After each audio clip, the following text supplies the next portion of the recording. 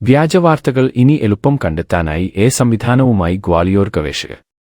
Gwalior Indian മാധ്യമങ്ങളിൽ പ്രചരിക്കുന്ന വ്യാജവാർത്തകളെ അതീവ കൃത്യതയോടെ കണ്ടെത്താനായി സഹായിക്കുന്ന പുതിയ സംവിധാനം വികസിപ്പിച്ച ഗ്വാളിയറിലെ Indian institute of information technology ഗവേഷകർ ടെക്സ്റ്റ് വിശകലനം, ചിത്രങ്ങൾ തിരിച്ചറിയാനുള്ള കഴിവ്, ഫബി ലോജിക് എന്നിവ സംയോജിപ്പിച്ചാണ് F2MDT fake Indian news detection using images and text എന്ന് പേരിട്ടിരിക്കുന്ന ഈ സാങ്കേതിക സംവിധാനം പ്രവർത്തിക്കുന്നത്. രാജ്യത്ത് വർദ്ധിച്ചുവരുന്ന വ്യാജ വാർത്തകളുടെ സ്വാധീനം വലിയ പ്രതിസന്ധികൾ സൃഷ്ടിക്കുമ്പോൾ ഇരകളായവർക്ക് ഇതിനെ പ്രതിരോധിക്കാൻ സാധിക്കാതെ വരുന്നു. ഇതിനെ നേരിടാനായാണ് ഗവേഷകർ ഒരു മൾട്ടി മോഡൽ മാതൃക രൂപകൽപ്പന ചെയ്തത്. വാർത്താ ലേഖനങ്ങളിലെ ഉള്ളടക്കവും അവയോടൊപ്പം നൽകുന്ന ചിത്രങ്ങളും ഒരേ സമയം വിശകലനം ചെയ്യുന്നതാണ് ഈ മാതൃക. പാഠഭാഗത്തിന്റെ അർത്ഥം മനസ്സിലാക്കാൻ ഡിസ്റ്റിൽ ബെർട്ട എന്ന ലാംഗ്വേജ് പ്രോസസ്സിംഗ് മോഡലും ചിത്രങ്ങളിലെ സവിശേഷതകൾ മനസ്സിലാക്കാനായി റെസ്പാറ്റ് 50 എന്ന ഡീപ്പ് ലേണിംഗ് ഇമേജ് സംവിധാനവുമാണ് ഉപയോഗിക്കുന്നത്.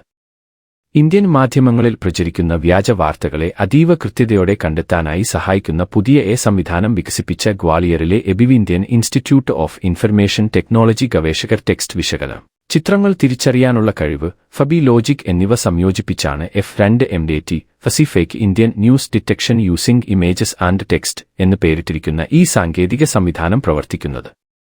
രാജ്യത്ത് വർദ്ധിച്ചുവരുന്ന വ്യാജ വാർത്തകളുടെ സ്വാധീനം വലിയ പ്രതിസന്ധികൾ സൃഷ്ടിക്കുമ്പോൾ ഇരകളായവർക്ക് ഇതിനെ പ്രതിരോധിക്കാൻ സാധിക്കാതെ വരുന്നു.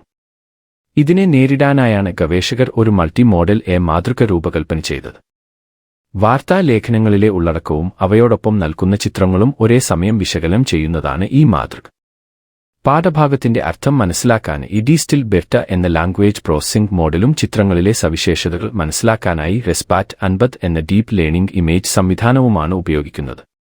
തുടർന്ന് ഇവയെ അറ്റൻഷൻ മെക്കാനിസം ഉപയോഗിച്ച് സംയോജിപ്പിക്കുകയും ഒടുവിൽ അഡാപ്റ്റീവ് ന്യൂറോഫ്സി ഇൻഫറൻസ് സിസ്റ്റം വഴി ഒരു വാർത്ത വ്യാജമാണോ അതോ യാഥാർത്ഥ്യമാണോ എന്ന് മനസ്സിലാക്കുകയും ചെയ്യുന്നു.